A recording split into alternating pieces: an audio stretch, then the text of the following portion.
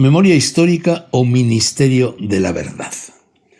Por iniciativa del periodista y parlamentario europeo de Vox, Hermann Tertsch, el grupo de los conservadores y reformistas europeos, en el que se integra el partido de Santiago Abascal, ha editado el libro Memoria histórica, amenaza para la paz en Europa, una recopilación de 15 artículos firmados por historiadores, escritores, doctores en filosofía o abogados que desmontan algunos de los mitos de las leyes socialistas de memoria.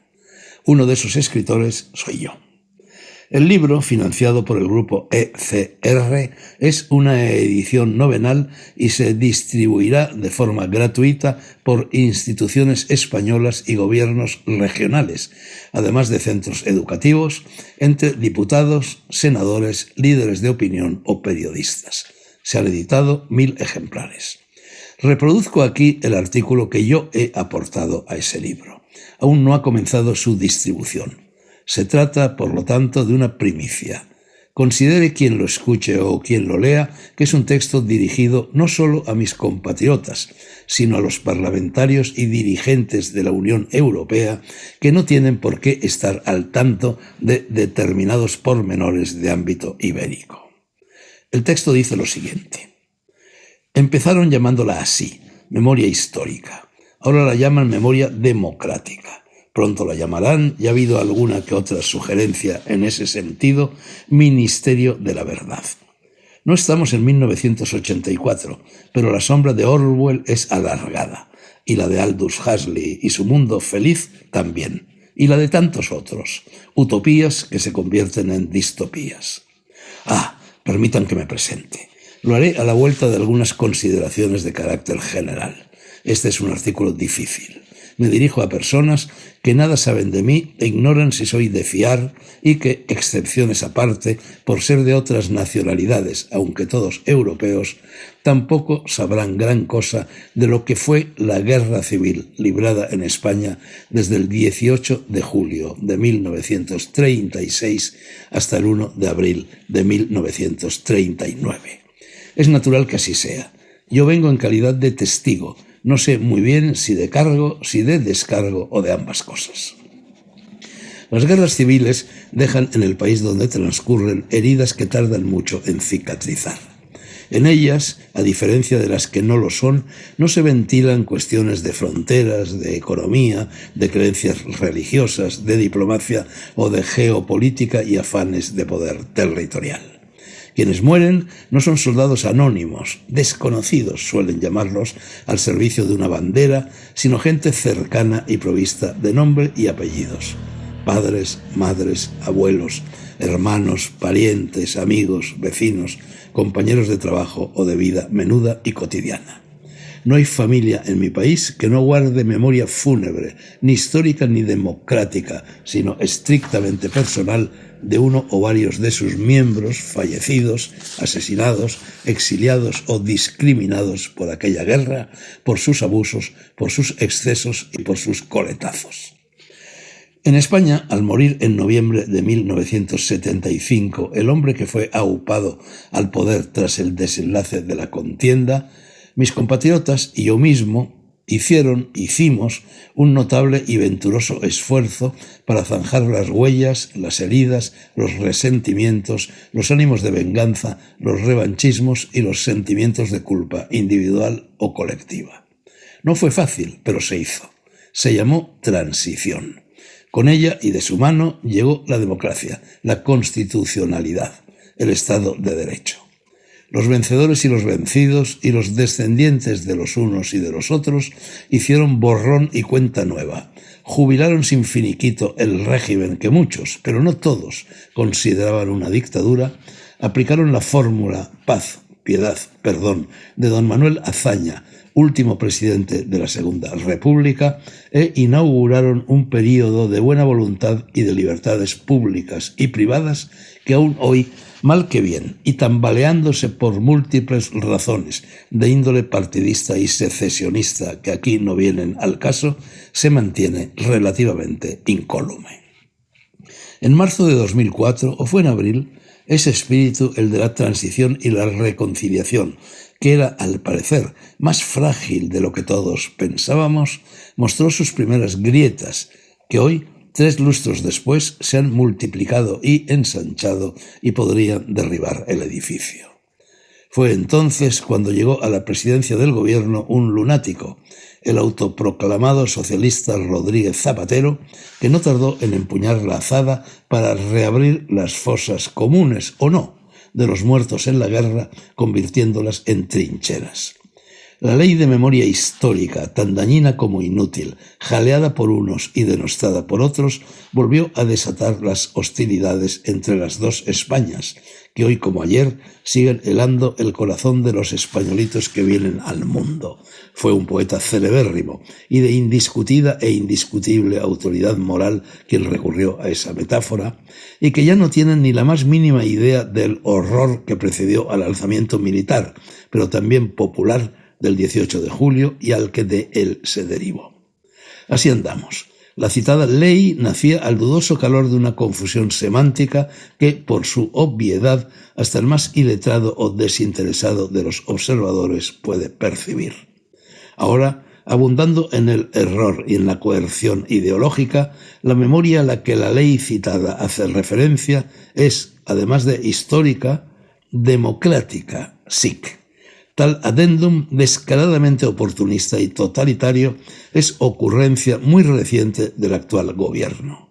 Ese, presidido por Pedro Sánchez, del que forma parte un partido de pedigrí bolchevique y chavista, ahora madurista, que desea fragmentar el país, inmovilizar a sus habitantes con la camisa de fuerza del pensamiento único y arriar el principio básico de la Constitución vigente. Acabáramos. Pocos éramos, decimos en España, y parió la abuela. La memoria es memoria y punto. Puede ser triste o alegre, oscura o luminosa, exacta o incierta, pasajera o duradera, pero es siempre individual, personal, subjetiva y, por ello, legítima en su diversidad y no sujeta en ningún caso a adjetivaciones de índole partidista, parasitaria y doctrinaria. La única memoria histórica que puede y debe existir es la de los historiadores que manejen datos, solo datos, demuestren su veracidad y los interpreten con objetividad, honestidad y ecuanimidad, pero no nunca, como ahora se pretende, la del Boletín Oficial del Estado, ni menos aún la del Código Penal. Otro escritor, Juan Eslava Galán, que es también, como yo mismo, historiador, dice en el prefacio de mi penúltimo libro, que trata precisamente del flatus vocis y concepto espurio que aquí analizo, lo que sigue. Uno de los propósitos de este libro es la refutación de la ocurrencia zapateril de la memoria histórica. A esa memoria le ocurre como a las personas de edad. Recuerda lo ocurrido hace mucho tiempo, pero olvida lo reciente. Recuerda los días aciagos en que unos españoles mataban a otros, llevados por ese odio cainita tan entrañablemente nuestro, pero olvida la reconciliación de sus hijos cuando los dos bandos, derechas e izquierdas, se abrazaron y acordaron la transición. España Guadaña, arderéis como en el 36, Almuzara, 2019. Sobre la guerra de España, de la que suele decirse que fue la última guerra romántica de la historia, han corrido no ya ríos, sino mares de tinta. La bibliografía referente a ella cuenta con un aluvión de epígrafes. Hace casi medio siglo, no sé ahora, ya superaban los 2000. En ellos se vierten no solo opiniones muy dispares, sino también datos abiertamente contradictorios. Discútanlos cuanto quieran los historiadores y pónganse o no de acuerdo, pero no se arrogue ningún gobierno el papel represor de ser juez y parte, magistrado y fiscal en tan esquinado y resbaladizo asunto. A pesar de que lo anuncié, todavía no me he presentado. Soy escritor y periodista muy conocido y reconocido, pero también muy discutido. Tengo 84 años, más de 50 libros y de 7.000 piezas de periodismo en mi historial. He recibido numerosos premios de ámbito nacional e internacional y he sido profesor de lengua, literatura e historia de España en 13 universidades de 7 países. No lo digo, señorías de la Unión Europea, por presumir, sino porque quiero prestar y avalar voluntario testimonio en el proceso abierto por el gobierno español y sus adláteres sobre los presuntos crímenes del franquismo. Creo tener autoridad para ello. Mis papeles están en regla. En septiembre de 1936 pasearon, es decir, fusilaron a mi padre en Burgos. Mi tío paterno fue condenado a muerte al terminar la guerra y pasó varios años en la cárcel. Yo mismo di con mis huesos en ella. Fui detenido en no pocas ocasiones, sufrí 5 procesos, permanecí un total de 17 meses en la cárcel y casi 8 en prisión domiciliaria. Estuve 6 años en el exilio. Basta con eso. Se admite mi testimonio. Se me reconoce la condición de víctima del franquismo. Tengo derecho a hablar. Les recuerdo que, a diferencia de muchas de las personas llevadas a declarar por los órganos de propaganda del gobierno español, mi testimonio no es de oídas. Soy testigo presencial de los supuestos delitos que se juzgan y de la época en la que se cometieron. No pueden decir otro tanto quienes tienen ahora menos de 50 años, por más que se recabe su opinión sobre aquella época y aquellos hechos. Les aseguro que mis palabras no son fruto de ideología alguna, por carecer yo de ella ni del afán de medro. Al contrario, pueden salirme caras. Escribo esto movido por el aprecio de la verdad. Las cosas no fueron, como muchos, sin haberlas vivido, las cuentan y las juzgan. Nadie me torturó. Todos los españoles, todos fuimos víctimas de una guerra cuya estúpida crueldad se divide a partes iguales entre los dos bandos intervinientes en ella. Y en cuanto a la posguerra, cierto es que los años del franquismo lo fueron de sombras para algunos, sobre todo al principio, pero también de luces para otros. En la España de Franco que yo conocí, solo sufrían persecución quienes desde posturas radicales, las mías, por ejemplo, y buscando pelea, se enfrentaban al régimen. Créanme si les digo que éramos pocos.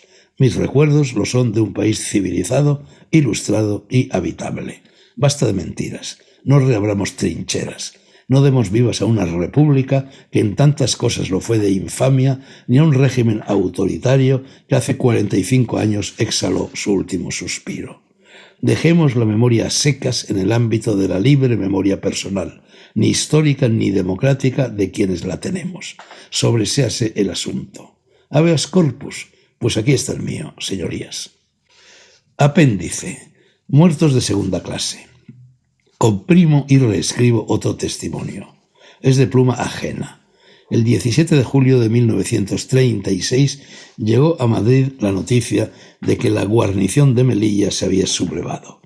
Fernando Sánchez Monreal, jovencísimo periodista, pero ya director de la agencia Febus, no lo pensó 2 veces. Salió de casa con lo puesto, rumbo al sur, y dejó en ella a Elena Dragó, su esposa, embarazada, sin imaginar que nunca volvería a verla. El 14 de septiembre, después de una asombrosa peripecia, fue paseado, fusilado, en las cercanías de Burgos por sedicentes miembros de la Falange, fundada por José Antonio Primo de Rivera. Que Dios los perdone. Elena, un año después, emprendió la búsqueda de su marido campo a través de un país en llamas. Lo hizo acompañada por el hijo que ambos habían engendrado y que con el correr del tiempo dedicaría ímprobos esfuerzos a la brega de encontrar los restos de su padre. Supe de esta historia cuando conocí a Dragó. Yo, Emma Nogueiro, también joven periodista que solo sé de la guerra lo que los libros me han enseñado, me embarqué hace unos meses en la incierta tarea de culminar la investigación que él había emprendido. En esas andábamos cuando nos cerró el paso la España caidita. Lo he comprobado. Durante muchos meses perseguí a varios miembros de la Asociación para la Recuperación de la Memoria Histórica. Llamadas, mensajes, reuniones, peticiones, todo en vano. Después de escuchar una y otra vez que el gobierno no da subvenciones, que la citada asociación, experta en postureo, hace lo que puede, y que son muchos los que buscan a los suyos, logré que le hiciesen a Fernando una prueba de ADN, pero la esperanza duró poco. Después de recoger la saliva del único hijo del difunto, nunca más volví a saber de tan falaz asociación. Bueno, miento. Llamé compulsivamente al artífice de la prueba, que me esquivaba, di por fin con él y me quedé helada al escuchar el argumento que aducía para justificar lo injustificable. Sánchez Dragó es una persona incómoda para la asociación por sus posturas políticas y eso frena cualquier iniciativa que lo implique. De momento no voy a revelar el nombre de la persona que lo dijo, pero dispongo de una grabación que recoge sus palabras.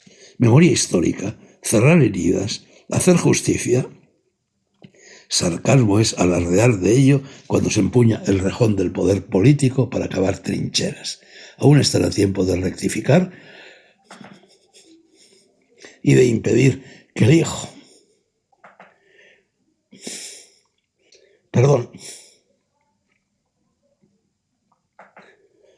de aquel joven periodista cargado de vida,